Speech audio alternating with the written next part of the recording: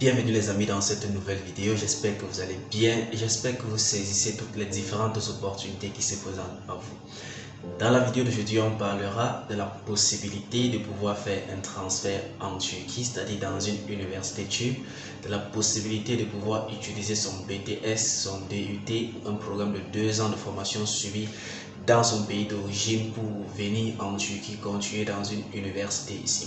Ce que j'ai fait les amis, je me suis rapproché des différentes universités, du moins 3 universités ici en Turquie, et j'ai posé ces différentes questions qui m'ont été posées par vous en commentaire ou par ceux qui m'ont contacté par mail en me demandant: Donald, est-ce que j'ai la possibilité de quitter en 2e année dans mon pays et de partir continuer en 3e année dans une université en Turquie?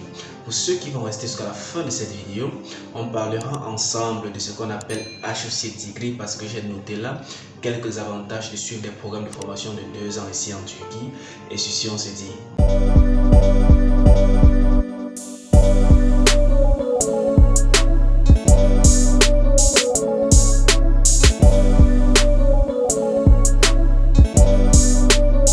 Vous avez la possibilité d'aller faire vos différentes recherches, d'aller contacter les universités de vos choix pour obtenir une réponse concrète et sûre. Donald fait juste des recherches et vous les transmet. Alors les amis, supposons que vous avez fait 2 ans de formation dans votre pays. Supposons que vous avez obtenu un DUT, un diplôme universitaire de technologie. Supposons que vous avez obtenu un BTS, un brevet de technicien supérieur dans votre pays. Et vous voulez venir continuer en Turquie, vous voulez venir continuer en 3e année en Turquie. Ce qu'il faut d'abord rappeler, c'est qu'il y a une différence entre le système francophone et le système anglo-saxon. Dans le système francophone, généralement, après les études secondaires qui s'achèvent par l'obtention d'un baccalauréat, l'étudiant a la possibilité de faire un programme de 2 ans. Les programmes de 2 ans sont généralement des programmes préparatifs pour un parcours d'ingénieur ou pour un parcours de licence dans 4 ans, 3 ans, 4 ans ou 5 ans, généralement. Alors, ces programmes de 2 ans, s'achèvent par l'obtention d'un BTS, d'un diplôme de 2 ans, qui est un BTS, un DUT, un DEP, dépendant du système éducatif de votre pays. Vous obtenez un diplôme de 2 ans de formation. Généralement, ces formations sont considérées comme des formations professionnelles pour certaines écoles, raison pour laquelle lorsque vous finissez cela, vous êtes directement prêt à l'emploi, vous pouvez directement aller sur le marché de l'emploi. Moi-même, j'ai fait une formation de base de 2 ans et j'ai obtenu dans mon pays d'origine ce qu'on appelle généralement un DUT. Ça m'a permis de pouvoir exercer cette formation que j'ai eu à obtenir dans différentes entreprises locales de la place. Alors pour vous qui avez fait ce programme de 2 ans et vous voulez continuer, disons par exemple pour obtenir une licence, parce que c'est le niveau qui suit, puisque après le programme de 2 ans, il y a un programme pour une licence de 4 ans ou 3 ans, il y a un programme pour un master de 2 ans, il y a un programme pour un doctorat de 3 ans à 4 ans. Maintenant, dans le système francophone, si on conclut par cela, les programmes de 2 ans, généralement pour les BTS et les DUT, les programmes de licence, généralement 3 ans ou 4 ans, ça dépend des types de licence. Les programmes de master, généralement 2 ans ou 1 an et demi. Les programmes de doctorat, généralement 3 ans ou 4 ans. Maintenant, dans le système anglo-saxon, c'est presque pareil, mais il y a une différence près. Au niveau de la licence qu'ils appellent Bachelor Degree, la durée est de 4 ans. Voilà la différence. Système francophone, c'est 3 ans. Système anglo-saxon, c'est 4 ans. Alors, vous qui avez obtenu votre diplôme de BTS ou de DUT dans votre pays, est-ce que vous pouvez continuer, disons, en 3e et en 4e année? Parce que si vous venez ici en Turquie, vous aurez au moins 2 ans pour pouvoir achever et obtenir ce qu'on appelle une licence, puisqu'en Turquie, l'obtention d'une licence, c'est 4 ans. Alors, ce que je vous dirais comme information que j'ai obtenue des différentes universités, c'est que c'est bien possible avec son BTS et son DUT de pouvoir continuer ici en Turquie pour 2 ans de suite pour l'obtention de ce qu'on appelle une licence. Parce que généralement dans les pays francophones, lorsque vous avez votre BTS, vous avez la possibilité d'aller continuer juste une seule année pour obtenir votre licence. Mais ici en Turquie, si vous voulez continuer pour obtenir une licence, il vous faudrait passer 2 ans à l'école pour compléter le cycle de 4 ans d'obtention d'une licence ici en Turquie. Alors, quelle est la seule condition nécessaire pour cela? La seule condition nécessaire pour cela, c'est la comparaison des unités d'enseignement, la comparaison des crédits. Voilà l'information que certaines universités m'ont donnée ici en Turquie. Si vous avez obtenu votre BTS dans votre pays, si vous avez obtenu ce qu'on appelle DUT dans votre pays, généralement comparable ou équivalent au HEC degree ici en Turquie, c'est-à-dire un programme toujours de 2 ans, qui est comme un programme professionnel, et que vous voulez continuer en 3e ou 4e année, c'est-à-dire vous voulez continuer pour l'obtention de votre licence ici en Turquie, tout ce que l'université a besoin, c'est de vos relevés de notes et vos course content details, c'est-à-dire les différents détails de cours que vous avez obtenu, que vous avez dû parcourir dans votre pays. Si par exemple vous avez fait mathématiques pour une formation de 2 ans, vous avez fait mathématiques, vous devez apporter qu'en mathématiques vous avez par exemple fait algorithme, vous avez peut-être fait exponentiel, vous avez peut-être fait je sais pas, tout ce qu'il y a dans le domaine mathématique. Donc prenons encore par exemple un exemple, celui qui a obtenu un DUT ou un BTS, disons en accounting, c'est-à-dire en comptabilité audit. Je ne sais pas les différentes unités d'enseignement qui sont enseignées là-bas, mais tout ce qu'ils vont faire, ils vont prendre juste le nombre de crédits de votre BTS que vous avez obtenu dans votre pays et essayer de comparer avec le nombre de crédits dans ce pays, la Turquie, pour le même programme, c'est-à-dire pour la même durée du programme, un HEC degree pour un programme de 2 ans.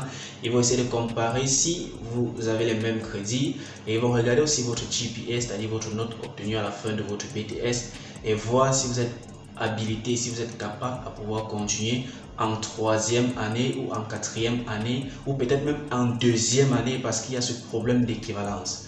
Pour pouvoir continuer vos études ici, ayant achevé un programme de 2 ans dans votre pays ou un programme de 4 ans dans votre pays, vous devez faire ce qu'on appelle une équivalence. Donc, ils vont voir cela, si c'est équivalent, si c'est possible, ils vont vous dire bon, c'est possible. Maintenant, vous devez aller faire l'équivalence pour pouvoir obtenir le même niveau d'éducation, le même niveau d'études que quelqu'un qui a fait ses 2 ans d'études ici en Turquie. Je suppose que c'est clair. Si ce n'est pas clair, je ne vais pas d'expliquer cela de mon mieux. La meilleure chose, c'est de contacter l'université de votre choix pour pouvoir obtenir la meilleure information venant de cette université-là. Parce que moi, je me suis rapproché des universités et elles m'ont seulement dit que si un étudiant veut continuer pour l'obtention d'une licence ici en Turquie et qu'il a déjà ce qu'on appelle le BTS ou le DUT, il a fait un programme de 2 ans dans son pays, tout ce qu'il doit faire, tout ce qu'il doit fournir, ce sont ses relevés de notes, son diplôme et les détails de cours. Les détails de cours sont différents de ce qu'on appelle les relevés de notes parce que dans les relevés de notes, il y a seulement les intitulés. Mais à ce qu'on appelle course content, il y a plus de détails, c'est-à-dire les chapitres que vous avez eu à voir dans telle matière, mathématiques, physique, management, accounting et toutes ces différentes matières-là. Ils veulent voir des chapitres à l'intérieur pour pouvoir comparer et voir si vous avez suivi le même programme ou le même parcours universitaire que ceux qui ont suivi un programme de 2 ans ici en Turquie. Maintenant, pour ceux qui ont fait une année, par exemple, dans leur pays, parce que j'ai quelqu'un qui m'a contacté, il n'est pas le seul, il y a plusieurs personnes qui m'ont écrit pour cela. Donald, moi j'ai juste fait un programme d'1 an, je suis peut-être en première année médecine. Est-ce qu'il y a la possibilité pour moi de venir continuer en 2e année médecine là-bas en Turquie? J'ai posé la question à l'université. La réponse que l'université m'a donnée, c'est que premièrement, vous devez avoir un partenaire. C'est-à-dire, si par exemple, tu es à l'université de Pretoria, et que tu veux par exemple venir à une université ici en Turquie ou à Ankara, c'est-à-dire peut-être l'université publique d'Ankara ou l'université d'Istanbul, tu veux venir là-bas, il faudrait premièrement que vos universités aient ce qu'on appelle un partenariat. Au-delà de ça, s'ils n'ont pas de partenariat, il faudrait que les mêmes matières que tu as obtenues ou que tu as faites en première année soient correspondantes aux matières qui sont aussi données dans la même université ici en Turquie. Donc, lorsque vous voulez faire un transfert, parce que généralement on appelle ça le transfert, vous devez cibler une université qui contient les mêmes unités d'enseignement que vos unités d'enseignement dans votre université d'origine. Par contre, ils ne sont pas toutefois obligés d'avoir un partenariat, il suffit juste que les unités d'enseignement collaborent entre elles. Et si c'est le cas, tout ce que vous pouvez faire, c'est de soumettre vos différents relevés de notes, de soumettre vos différents course content, c'est-à-dire les détails de cours, de soumettre votre application, parce qu'ici en Turquie, la majorité des universités font ce qu'on appelle le transfert.